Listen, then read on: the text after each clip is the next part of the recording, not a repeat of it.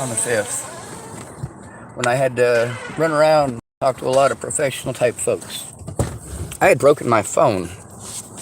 It was already broken. It was already cracked. It was beyond recognition, beyond repair, as far as my skills are concerned. And let me show you something. You see this phone? Yeah, the phone that I'm using right now was more broken than this. That's right. Except that this one won't charge anymore. I gotta get this fixed. This is the next one on the list to get fixed.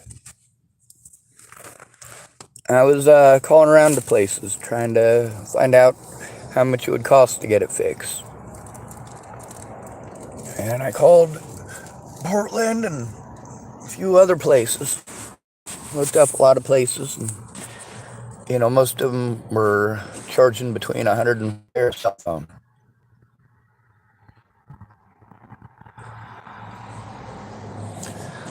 Dan's Cell Phone Repair. It's a small shop.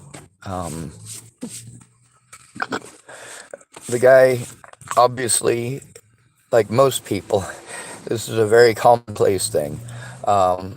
Most people only keep, you might get a screen for a 6.1 inch instead of a 6 inch if you go for a A11 instead of an A10. Stuff like that, So this guy at Dan's Cell Phone Repair, I went down there with this phone. It's a $40 friggin' phone. It's nothing. So I went down there, and for somebody like me, having to spend $200, $300 to repair a screen is expensive. Having to spend even $100 is expensive. But that's the bare minimum that it's going to be. This guy gave me a real good deal on it. He ordered the screen on the 5th. He didn't quite understand the situation. He thought that I should just replace the phone, and I did have to explain to him, hey, there's evidence on here of people hurting other people, at-risk adults, threatening my sister, things like that, stuff that needs to be turned in. It's a $40 phone. The repair is going to be worth more than that. The information on the phone is worth more than the phone itself. I don't care about the phone. He was telling me I could do that with the little chip in the side thing. Well, no, it doesn't work, because the actual information in it is requiring somebody who knows how to utilize that stuff in order to make that happen. And if I was going to make that happen, I should have done it before the phone got broken, and I didn't, because I didn't know how. I did try, though.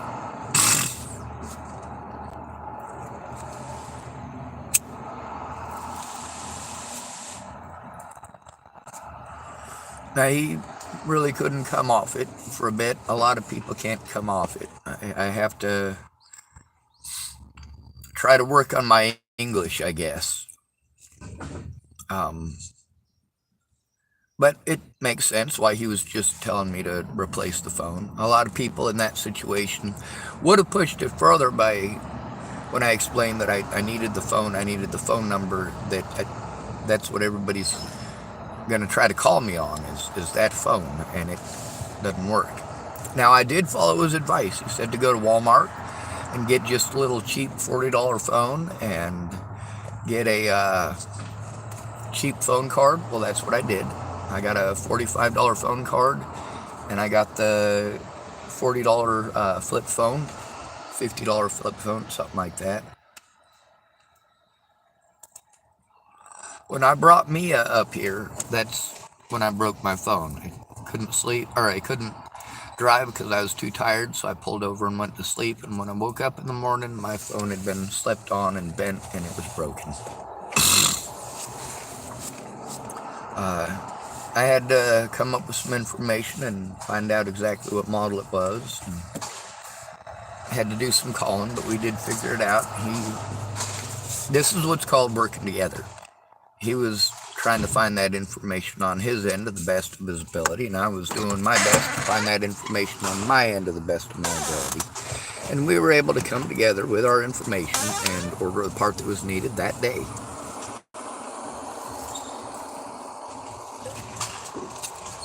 There was a complication. Now, they said that it would take 6 days for the part to come in.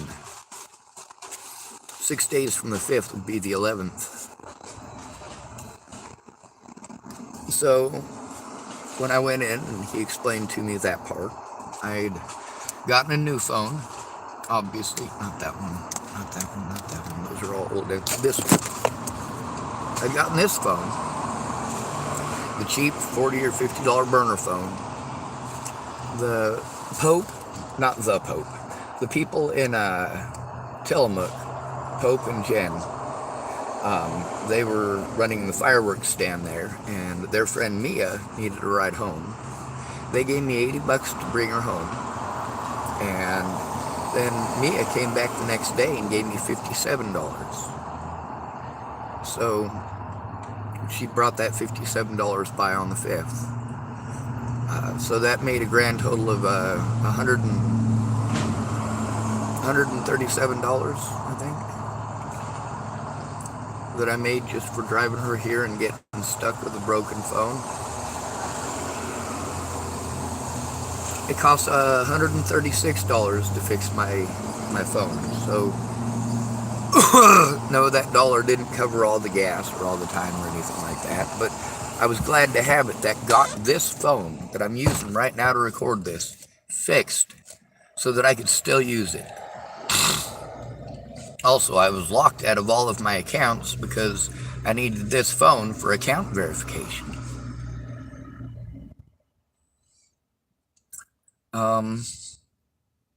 If it hadn't been for that,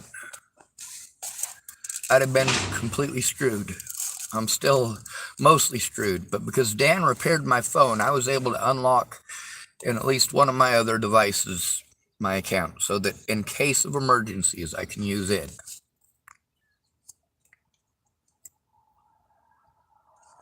Now, Dan's cell phone repair, when Dan told me that it was gonna be a few days, he had gotten a notification saying that they didn't send it out until later.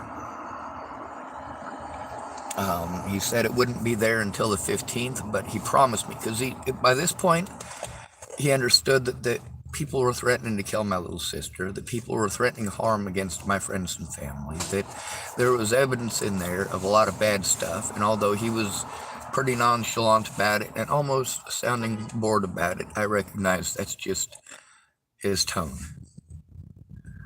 When you're in the business frame of mind, you have to maintain a business frame of mind. And he did a very good job of that. When I went in, I was so happy with him, and it was after I found $200. So, at this point, on top of my disability money, I've had $337 that has somehow magically fallen into my lap. And it's the only thing that's been able to carry me this far. It's what I used to repair that phone. When he repaired my phone, the amount that he told me that it could potentially be and what it ended up being, it was cheaper than I thought, by a lot. The part came in early. He called me on, I believe, the 12th to let me know that it was finished, where what he was going to do is if it got there on the 15th, he was going to repair it on the 15th and call me as soon as it was done.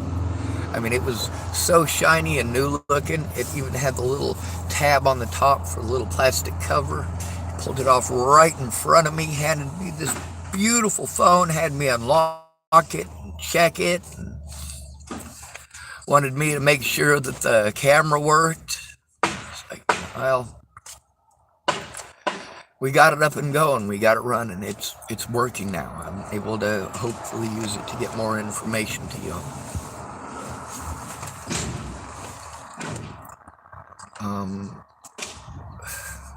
I'm overwhelmed with how much of this there is. A lot of y'all think that I could be doing a whole bunch of stuff while I'm in here talking on my phone. No, I'm in here talking on my phone because I'm not able to do a bunch of other stuff at the moment. Went in there and got my phone back. I was so happy and excited with how well it worked. I mean, obviously I couldn't do it. Not unless somebody taught me how. And even then, I'd need a place to do it. So, done early. And I am definitely glad that his cell phone shop exists. I'm glad that it exists here because I'd been looking in Tillamook and couldn't find nothing.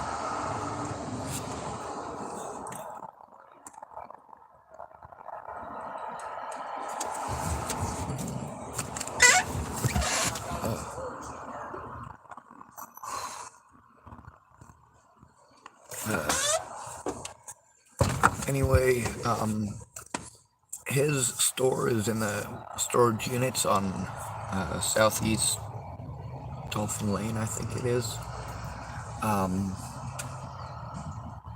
It's super cheap compared to most of the shops that I was calling up. A lot of them, they told me the same thing that he did. Why don't you just buy a cheap Walmart burner phone if that's what you got to begin with? I mean, it's probably going to cost you more to get it repaired than buying a new phone with the best service, card that it has. And that's true. $40 plus the $65 that it takes to get the best phone card for Straight Talk. You're talking about how much money there? $105 versus $137 for a repair at Dan's, or almost $200 at the place in Beaverton. The guy told me it was going to be a minimum of $250 to $300 in Portland. And it was an expensive repair, don't get me wrong. I live in my vehicle. I'm a filthy hobo. I live in my car. Any money I have to spend is a lot of money.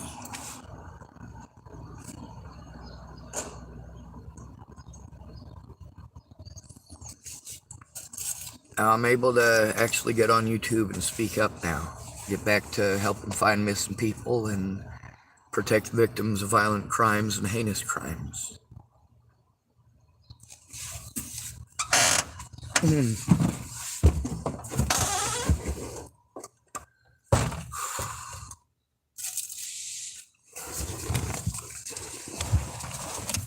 was able to get a hold of Claire. I was able to kind of coordinate, almost.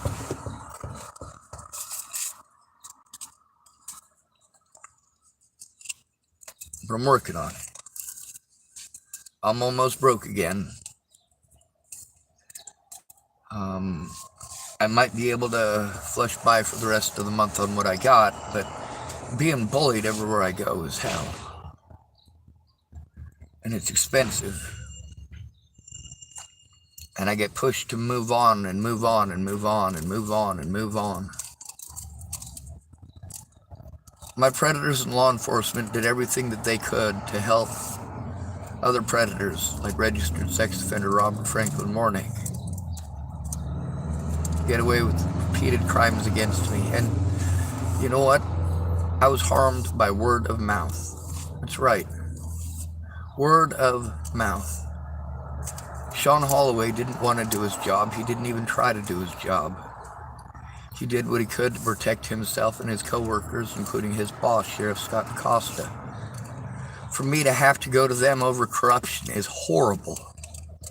For me to have no actual real friends to go in with me and actually speak up is horrible. On the bright side, at least I speak up. And I speak up every day.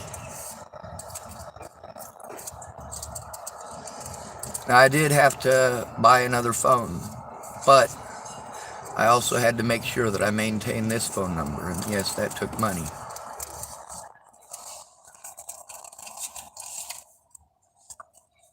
I fight hard to show the truth. And that's not easy to do, and I'm ignored by everybody I'm supposed to go to for help, or talked over, or berated, or bullied for going to them. With my physical disabilities, there's a lot that I'm not able to do. And because of being victimized over my physical disabilities, I have mental issues, mental problems. You like how I say that? I have PTSD.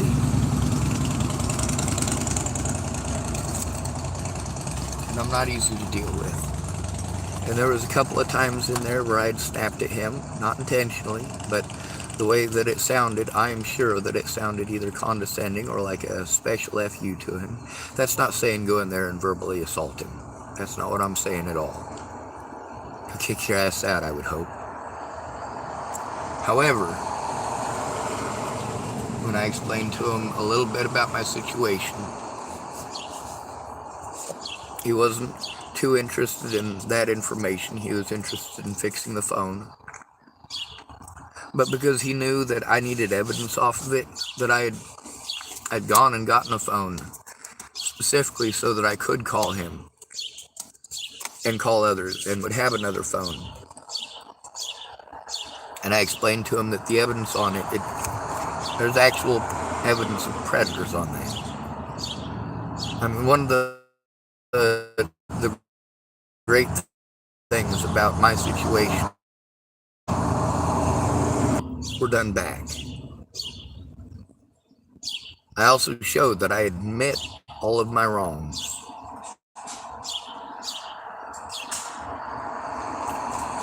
I also admit when I do something back.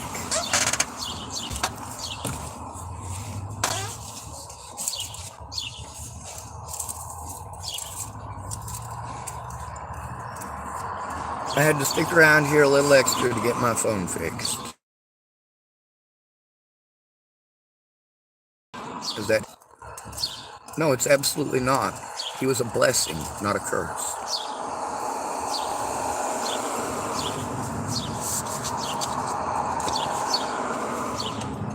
Mia was a blessing, not a curse. Pope and Jen were blessings, not curses. But I also actually following through.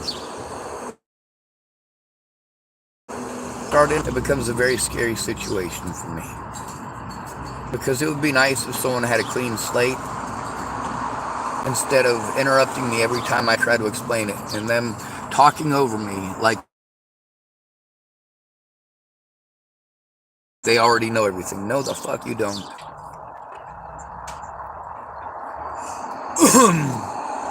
I still don't have a place to organize this stuff. And nearly everybody who's promised to help me has just cost me a bunch of money and not followed through. And at least Dan followed through. He got it done early. There could be. Most of those problems we did not have. The one problem that we did have was easily remedied, and it still ended up getting fixed sooner than I thought it was going to get fixed. So we done good. Now he explained to me that if he, was a bigger shop, then he could possibly have that Android stuff in his shop. But even most of those bigger shops, unless they're Android only, they're not going to have them either because there's so many different screens. I mean, to the point that every shop that I called said that they didn't have it.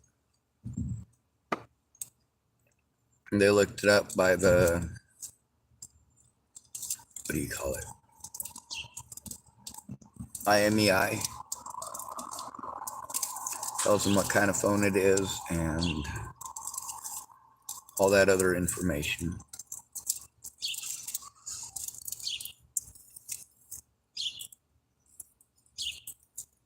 Anyway, it's a bunch of stuff that I'm not real familiar with. Stuff that I got to go to professionals about. A lot of people think that because I'm autistic, I should be a computer genius. I'm not.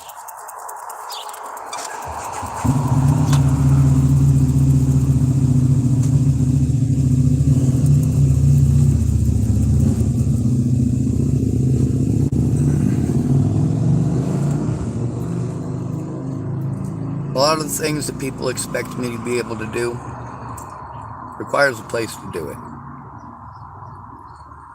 Thank goodness Dan has a place to do it, and he has the knowledge to do it, and it is worth the money to pay him to do it. But I got to try to keep my vehicle and everything in it. And I'm taking a lot of abuse from a lot of real nasty rednecks.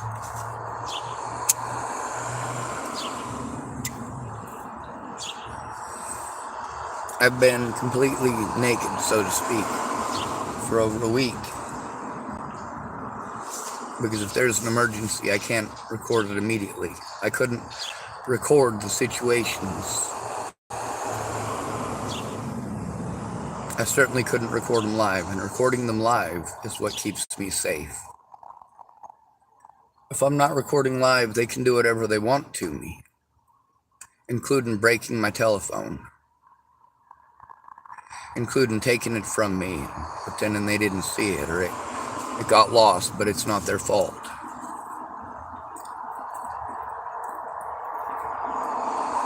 Not okay. Anyway, I'm thankful for Dan. I'm thankful that it got done faster than I thought it would. I'm glad it didn't take 2 to 3 weeks.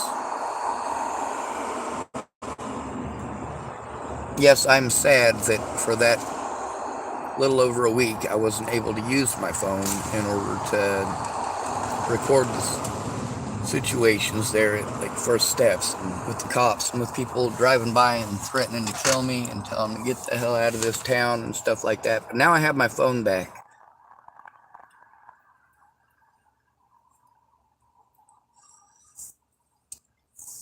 A lot of times when I'm assaulted or threatened or things of that nature, I don't come on here and start telling all the details. I just get on and talk about how messed up it is that people will go harm somebody over something they heard on the internet.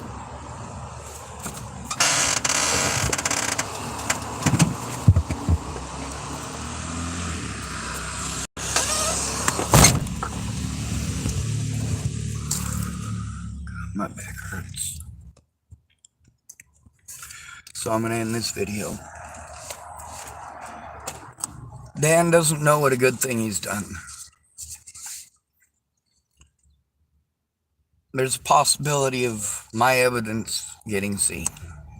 Very minute. It depends on if any of you have the fortitude to help me to turn it in quickly. But do you? We can stop this madness and make sure that there is oversight, so these mandated reporters stop abusing the homeless for free money. Because it's not free money. That's your American tax dollars.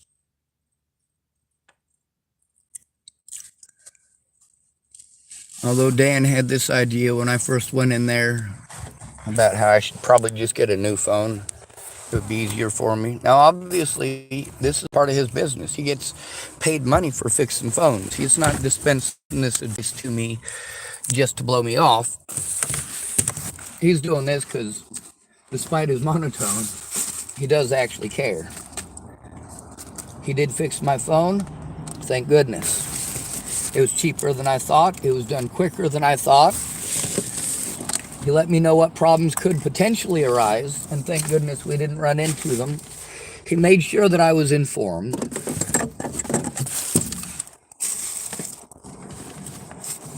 Also, his idea for getting a new phone, that was already something I had in the works because it was important.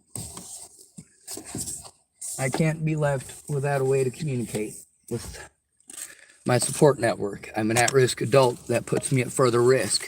The fact that people like Natalie Bollinger and Alicia Bollinger and Maddie Boa, and even the police, did everything they could to separate me from my friends, my loved ones, my support network.